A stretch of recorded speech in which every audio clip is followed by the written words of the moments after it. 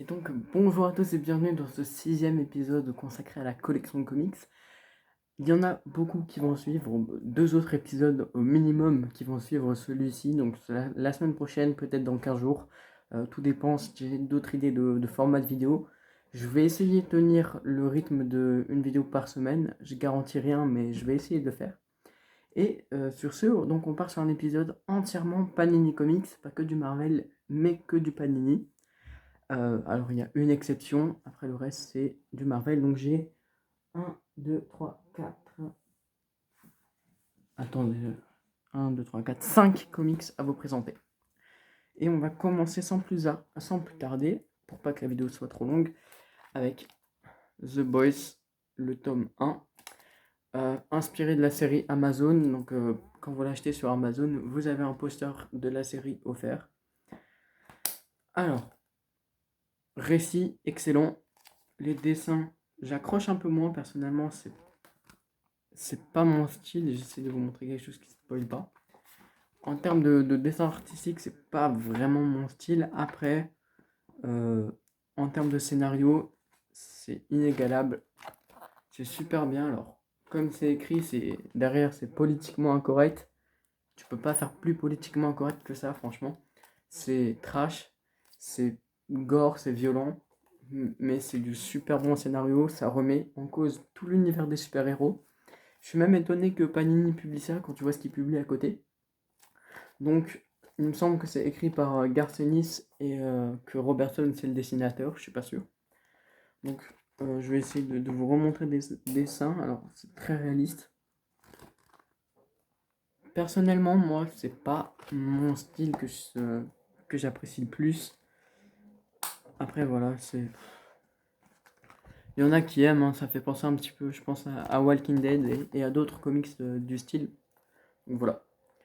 C'est format souple et il me semble qu'il y a 6 ou 7 tomes de parus, donc ça j'en sais rien, mettez-le moi dans les commentaires si vous savez combien il y en a. En tout cas c'est sûr, je continuerai la série.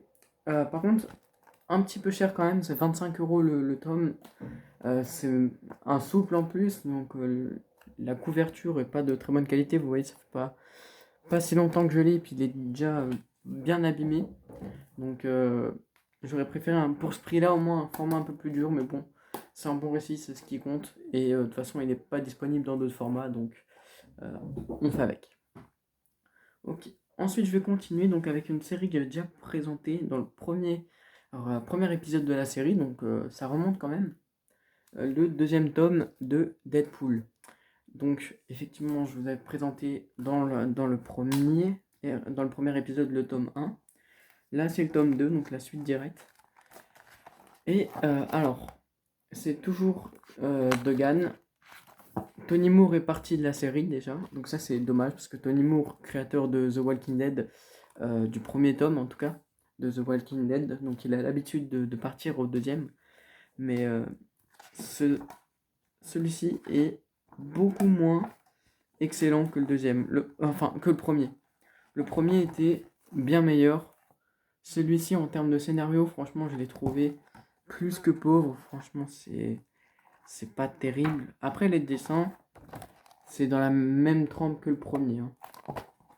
Après, effectivement, le premier, il avait le don d'être original quand on affrontait des présidents zombies. Et là, on sait pas trop qui est l'adversaire. Enfin, on le sait, mais ça a beaucoup moins d'ampleur que dans le premier. Les fans de Mephisto, vous allez aimer.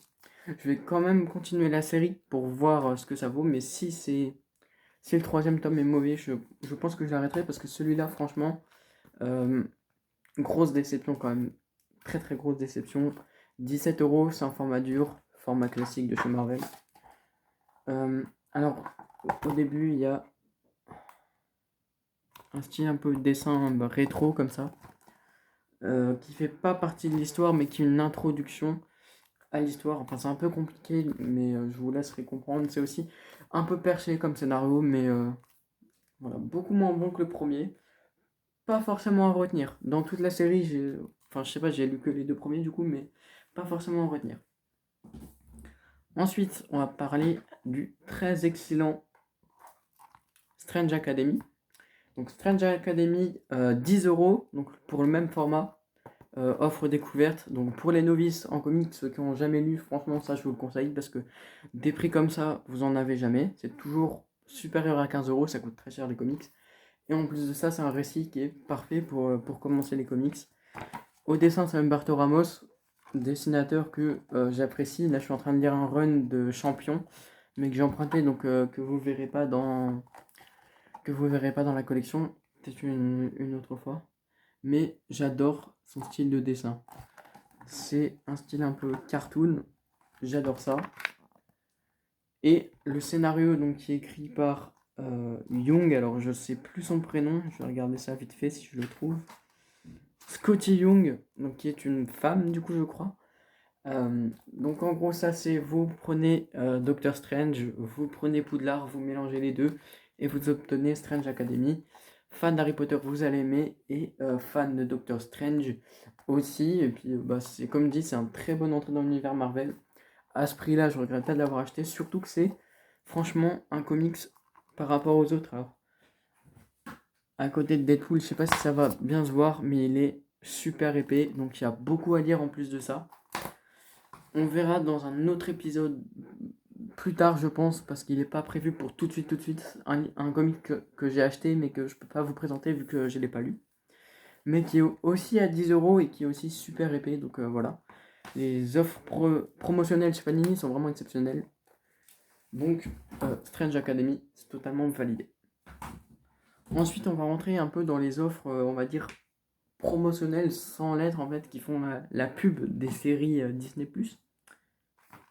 Avec notamment What If. Alors celui-là, je l'ai eu en avant-première, donc maintenant que j'ai le droit d'en parler, je peux le dire, parce qu'avant il était sous embargo, donc pas le droit d'en parler.